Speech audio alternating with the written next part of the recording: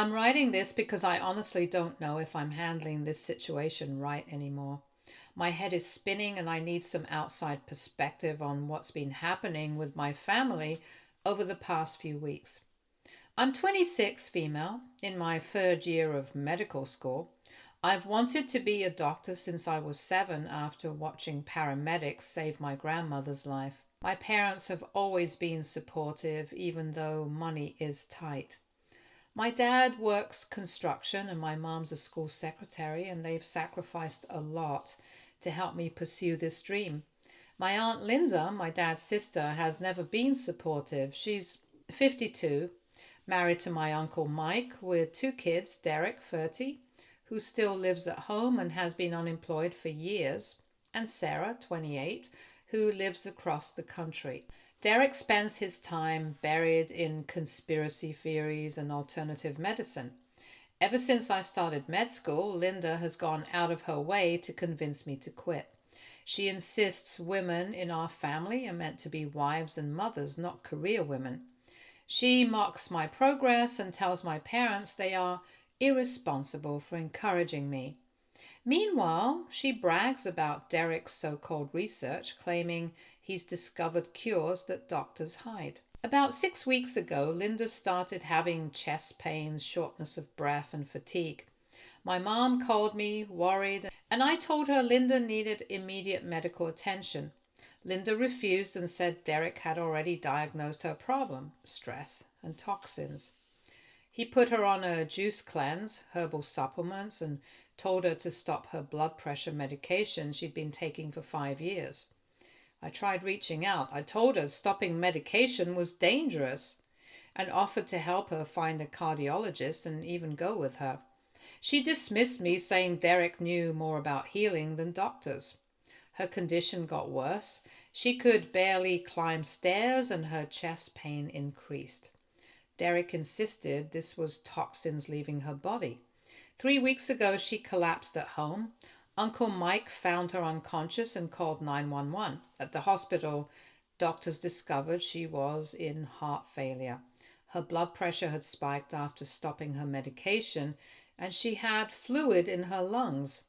They said if Mike had found her an hour later, she might not have survived.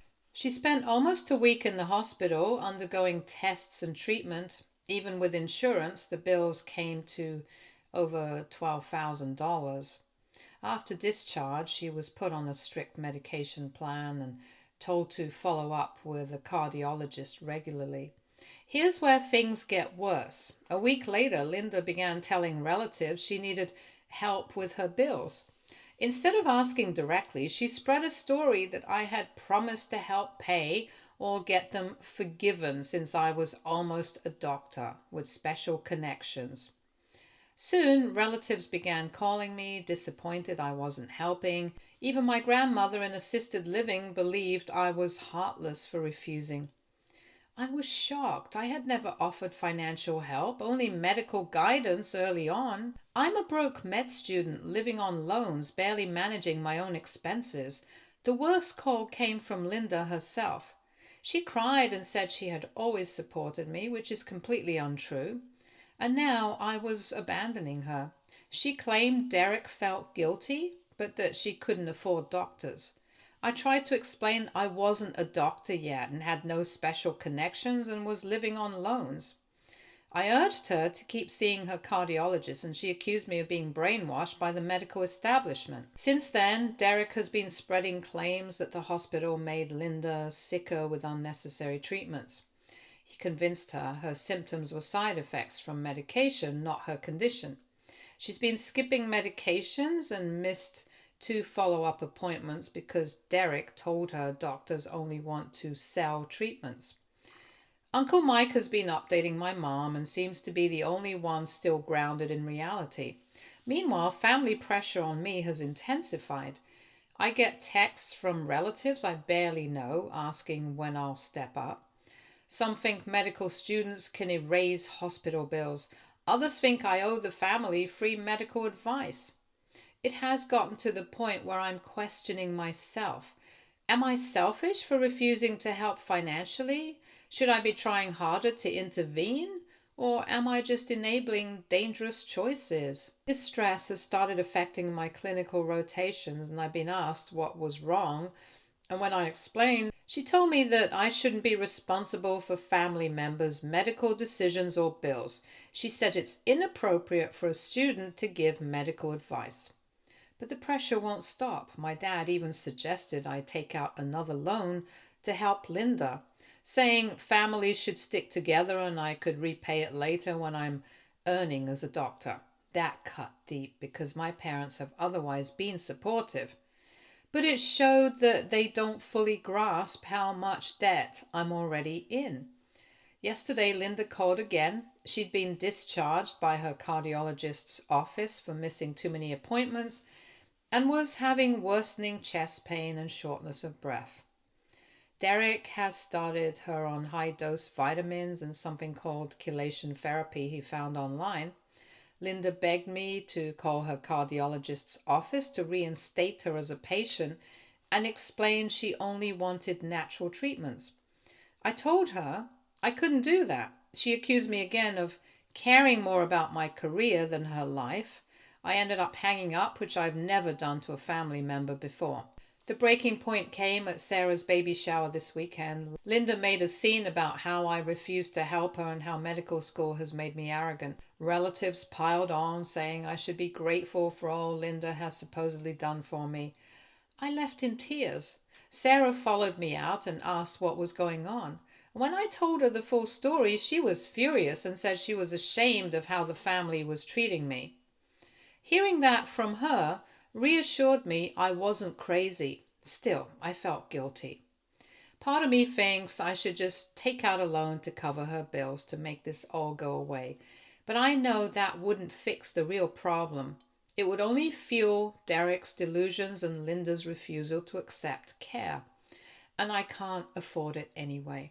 I'm terrified for Linda's health. Despite everything, I don't want her to die because she refuses medical treatment. But I also know I can't force her to accept help. She's an adult making her own choices, however reckless. So my questions are, am I wrong for refusing financial responsibility for Linda's bills? Should I be doing more to get her proper care even though she rejects it? How do I handle relatives who expect me to have powers I simply don't have as a student? And is it wrong to prioritize my education and career over this family chaos? This has made me more determined than ever to become a doctor because I've seen firsthand how dangerous misinformation can be. But I don't know how to navigate family relationships when they expect me to compromise my principles and professional ethics. I feel like I'm drowning in guilt and pressure, and I don't know how to balance being a good family member with protecting my future. Update 1. I posted this 3 days ago and got so many helpful responses. Thank you to everyone who took the time to comment and share their experiences. Reading your replies helped me realize I wasn't being unreasonable and I needed to set better boundaries with my family. I took the advice about having a direct conversation with my parents and it went better than expected. I sat them down and explained exactly what had been happening with Linda over the past few years, including all the times she told me to quit medical school. I also showed them some of the research on the supplements Derek had been giving Linda, including the chelation therapy, which could actually be dangerous for people with heart conditions. My parents were honestly shocked. They knew Linda had been discouraging about my career, but they didn't realize how bad it had gotten or how dangerous Derek's advice was. My dad felt terrible about suggesting I take out a loan to help with Linda's bills, and he apologized for not understanding the full situation. We decided together that our family would offer to help Linda find legitimate resources for medical bill assistance, like hospital financial aid programs, but that I wouldn't be taking any financial responsibilities for her health care costs. My parents also said they would stop passing along messages from relatives about this situation and would redirect people to talk to me directly if they had concerns. The day after I talked to my parents, Uncle Mike called me. He sounded exhausted and desperate. He said Linda's condition had gotten worse over the weekend and that she'd been having more frequent chest pain and difficulty breathing. Derek was insisting that these were still detox symptoms, but Mike was terrified that she was going to have another medical emergency. Mike asked if I could help him convince Linda to see a doctor. He said he'd been trying for days, but that Linda and Derek just kept shutting him down. I told him that I couldn't provide medical advice as a student, but I offered to help him research patient advocacy resources and find information about the financial assistance programs at local hospitals. We ended up having a long conversation where Mike admitted he'd been feeling helpless watching Derek give Linda potentially dangerous advice. He said he'd tried to intervene multiple times, but Linda always sided with Derek and accused Mike of not trusting their son. Mike was also dealing with financial stress from the medical bills, which made him reluctant to push for more medical care. I helped Mike find the contact information for the hospital's patient advocate and financial assistance office. I also gave him some resources about heart failure management that were written for patients and families, not medical professionals. I was very clear that this wasn't medical advice, just educational information, and that Linda needed to work with qualified healthcare providers. Yesterday, Mike called back with an update. He had contacted the hospital's financial assistance office and discovered that Linda qualified for a significant reduction in her medical bills based on their income. The social worker at the hospital also helped him find a cardiologist who works with a sliding fee scale for uninsured and underinsured patients. Most importantly, Mike had gotten through to Linda about the seriousness of her condition. He showed her some of the educational materials I had found, particularly information about heart failure symptoms and the importance of medication compliance. Linda finally agreed to see the new cardiologist, though she insisted that Derek come with her to the appointment. I'm cautiously optimistic about this development, but I'm also worried about what Derek might say or do during the appointment. Mike asked if I would consider coming too, but I explained that it would be inappropriate for me to be involved in Linda's medical care as a family member and a medical student.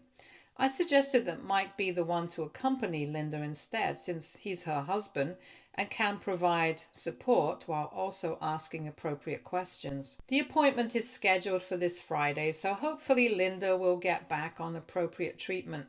Mike has promised to update me on how it goes, but he's also been clear that he understands this isn't my responsibility.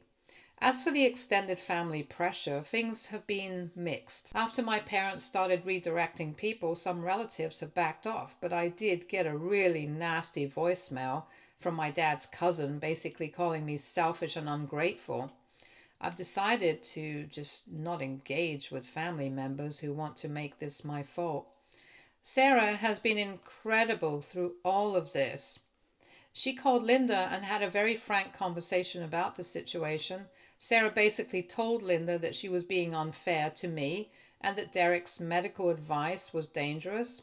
Linda didn't take it well. They ended up having a big argument, but Sarah said she didn't regret speaking up. One unexpected positive has been that this situation has actually strengthened my relationship with my parents and with Sarah. We've been talking more openly about family dynamics and supporting each other better. My parents have also been more protective of my time and energy, which I really appreciate. I'm still feeling stressed about the whole situation, but I feel much more confident in my boundaries now. I've realized that I can care about Linda's well-being without taking responsibility for her choices or her medical bills.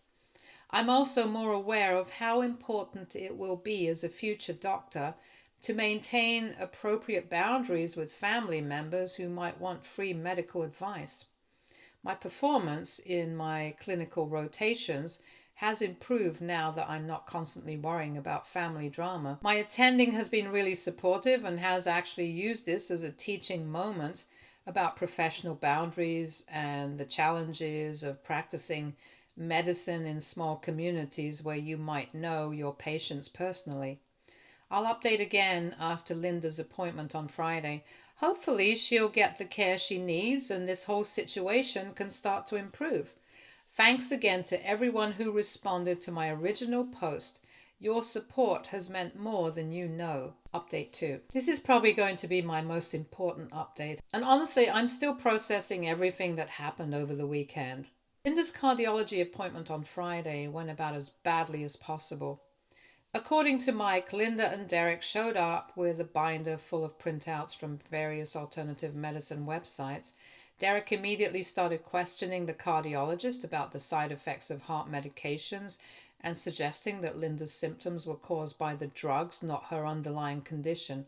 The cardiologist was patient at first and tried to explain Linda's diagnosis and treatment plan in simple terms, but Derek kept interrupting and arguing, claiming he had research proving that heart failure could be reversed with the right supplements and dietary changes. When the doctor tried to examine Linda, Derek insisted on recording the interaction on his phone, saying he wanted to document any medical malpractice. Things escalated when the cardiologist discovered that Linda hadn't been taking her medications consistently for the past 2 weeks. Blood pressure was extremely high again, and she was showing signs of fluid retention in her legs and abdomen. The doctor strongly recommended she be admitted to the hospital for monitoring and medication adjustment. Derek absolutely lost it at this point, and he started accusing the cardiologist of trying to kill Linda with unnecessary treatments and medications. He claimed that doctors get paid kickbacks from pharmaceutical companies for prescribing drugs that make people sicker. The argument got so heated that security had to be called to escort Derek from the building. Linda, meanwhile, was having difficulty breathing and was clearly in distress. She was torn between Derek's paranoid theories and the obvious fact that she felt terrible. The cardiologist managed to convince her to at least get some basic tests done, including blood work and an echocardiogram, which showed that her heart function had deteriorated significantly since her hospital stay 3 weeks ago. Mike called me that evening and he was honestly panicking. He said Derek had come home ranting about how the medical establishment was trying to poison Linda and that he had convinced her to leave the hospital against medical advice. Derek was planning to take Linda to some kind of alternative medicine practitioner he found online, someone who claimed to cure heart disease with IV vitamin treatments and ozone therapy. I told Mike that he needed to get Linda back to the hospital immediately, and that what Derek was planning could literally kill her. Mike said he knew that, but Linda was so confused and frightened that she didn't know who to believe. She was barely coherent due to the fluid buildup affecting her oxygen levels, but Derek kept insisting that her confusion was caused by the hospital medications. What happened next still makes my hands shake when I think about it. Around 2 a.m. on Saturday, Mike called 911 because Linda had collapsed again. This time she was unconscious and had turned blue. The paramedics found her in acute heart failure with pulmonary edema, meaning her lungs were filling with fluid because her heart couldn't pump effectively. Derek actually tried to prevent the paramedics from treating Linda, claiming that they were making her worse by giving her oxygen and medications. Mike had to physically restrain Derek while the EMTs worked on Linda. She was intubated at the scene and rushed to the hospital in critical condition. Linda spent the next 48 hours in the cardiac ICU on a ventilator. The doctor said that if Mike had waited even another hour to call for help, she probably would have died. Her heart function had deteriorated so badly that they were discussing the possibility of emergency surgery or even heart transplant evaluation. During this time, Derek was banned from the hospital after making threats against the medical staff and trying to sneak supplements into Linda's IV line. Hospital security actually had to get a restraining order to keep him away from the cardiac unit. Mike was devastated and exhausted, trying to make medical decisions for Linda while also dealing with Derek's increasingly erratic behavior. I got updates throughout the weekend from Mike and Sarah, who flew back out as soon as she heard what happened. Sarah was absolutely furious with Derek and told him he had nearly killed their mother with his theories and fake medicine. Derek responded by claiming that Sarah had also been brainwashed by the medical establishment and that he was the only one who really cared about Linda's health. The breaking point came on Sunday when Derek showed up at the hospital despite the restraining order. He somehow got past security and made it to the ICU waiting room, where he started shouting about how the doctors were murdering Linda and that he needed to rescue her. Hospital security detained him, and he was arrested for violating the restraining order and making threats. While Derek was being processed by the police, they discovered that some of the supplements he had been giving Linda contained dangerous levels of heavy metals and other contaminants. The chelation therapy kit he had ordered online turned out to be completely unregulated and potentially toxic. The police are now investigating whether Derek's actions constitute criminal negligent endangerment. Linda was finally taken off the ventilator yesterday morning. She's still in the ICU, but she's conscious and stable. The cardiac team managed to get her heart failure under better control with proper medications and careful monitoring. She's going to need ongoing treatment and lifestyle changes, but her prognosis is much better now that she's getting appropriate medical care. The most shocking part of all this was when Linda woke up and started talking. She told Mike and Sarah that she had been scared and confused for weeks, but that Derek kept telling her that feeling bad meant the treatments were working. She said she knew something was wrong, but Derek convinced her that trusting doctors would kill her. Linda also admitted she had been wrong about my career choice and that she was grateful I had tried to help her get proper medical care from the beginning. She asked Mike to call me and apologize for everything that had happened. When I talked to her on the phone yesterday, she was crying and saying she was sorry for listening to Derek instead of me. I told Linda that I wasn't angry with her and I was just glad she was getting better. But honestly, I'm struggling with a lot of complicated emotions about this whole situation. I'm relieved that Linda is going to be okay, but I'm also angry about how much suffering could have been prevented if she had listened to medical professionals instead of Derek's theories. The financial situation has become even more complicated because Linda now has ICU bills on top of everything else. But the hospital social worker has been amazing and has helped them apply for emergency financial assistance and Medicaid. It looks like most of the costs will be covered, which is a huge relief for Mike. Derek is currently in jail and facing multiple charges related to his actions at the hospital. Mike has decided to file for divorce, which is heartbreaking for Linda, but probably necessary. Sarah is planning to stay for at least another week to help with the situation and make sure Linda understands the importance of following her treatment plan. As for the extended family drama, most of our relatives have gone quiet after hearing about what really happened. A few people have actually reached out to apologize for pressuring me to get involved in a situation that was way beyond what a medical student could handle. My grandmother called and said she was proud of me for trying to help Linda the right way, even when it was difficult. This whole experience has been traumatic, but also educational in ways I never expected. I've learned so much about the dangers of medical misinformation and how conspiracy theories can literally be deadly.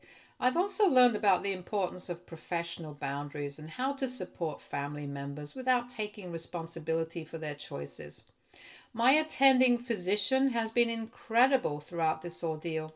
She's used Linda's case as a teaching example about the challenges of treating patients who don't trust medical professionals and about the ethical issues that arise when family members seek medical advice from students or residents.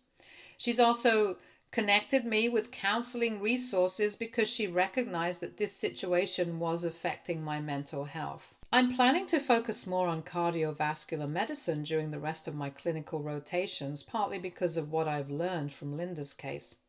I want to better understand how to communicate with patients who are scared or suspicious of medical treatment and how to identify and address the influence of dangerous health misinformation. Linda still has a long recovery ahead of her, and our family relationships will probably never be quite the same.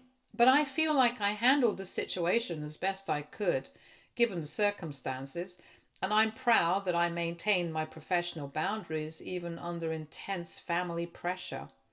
I'll probably post one more update in a few days once Linda is discharged from the hospital and we know more about Derek's legal situation. Thank you again to everyone who's been following this story and offering support and advice.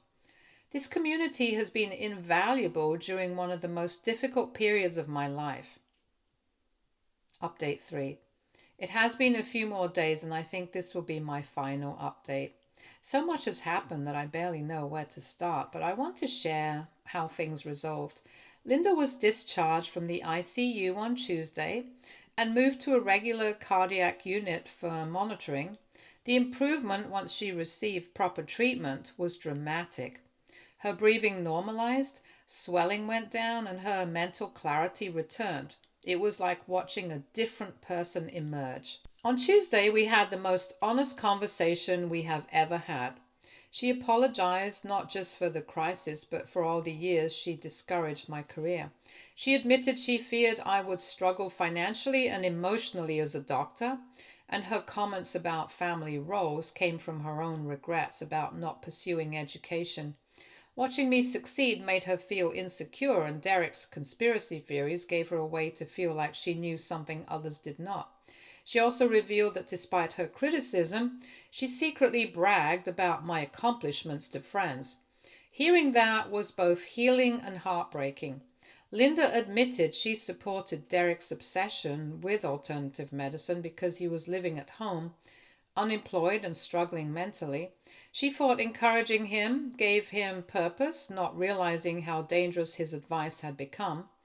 The legal situation with Derek escalated quickly. Police found that some of the supplements he gave Linda contained prescription medications mixed in illegally, including cardiac drugs in unsafe combinations. Derek bought them from underground sellers online. He has been charged with practicing medicine without a license, reckless endangerment, and violating a restraining order. Worse, investigators discovered he had been giving similar advice to others in the community. At least 3 families came forward, one man hospitalized with kidney damage after a detox protocol, and a woman with diabetes who nearly went into a coma after stopping insulin.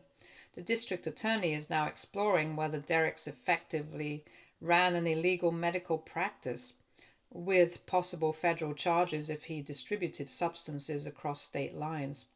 Mike has been steady through all of this. He filed for divorce but continues to support Linda's recovery and makes sure she follows her treatment plan. He admitted he should have intervened sooner, but feared family conflict.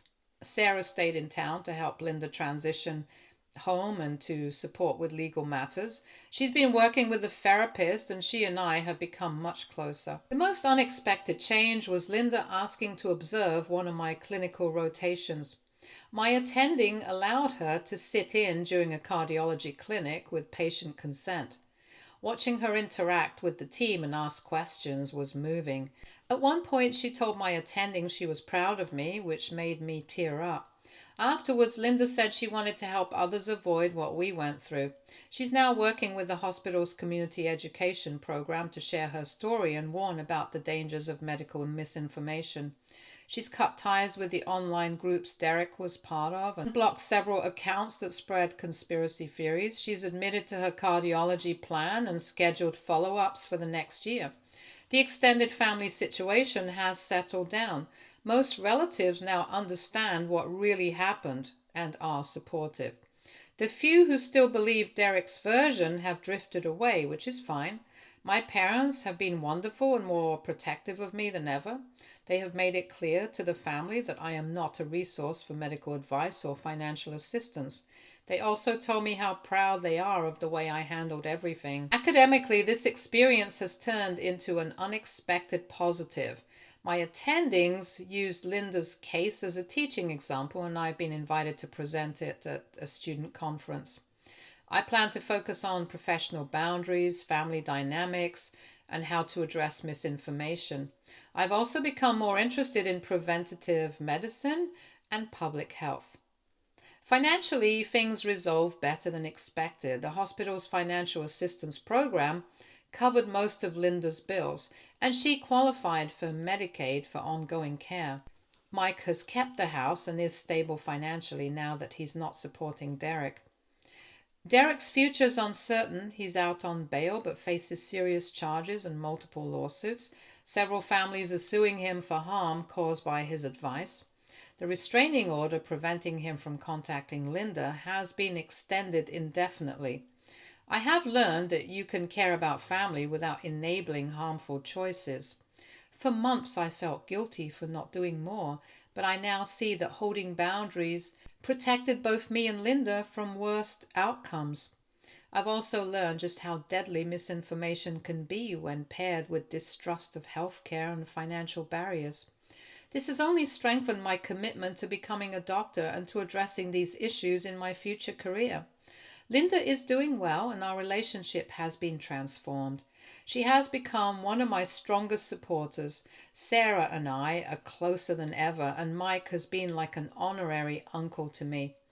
Derek still faces consequences, but at least he can no longer harm people unchecked. This ordeal has been exhausting, but it has taught me resilience, professional ethics, and the life and death importance of evidence-based care. I feel more confident in my career choice and more prepared to handle the challenges that come with being a healthcare provider. Thank you to everyone who offered advice and encouragement. Sharing this experience helped me navigate one of the hardest times in my life. I'm looking forward to focusing on my studies without the constant stress of family drama. There is still a long way to go before I become a doctor, but I feel more motivated than ever to take on that challenge. Stay tuned for more stories from our girl relationships.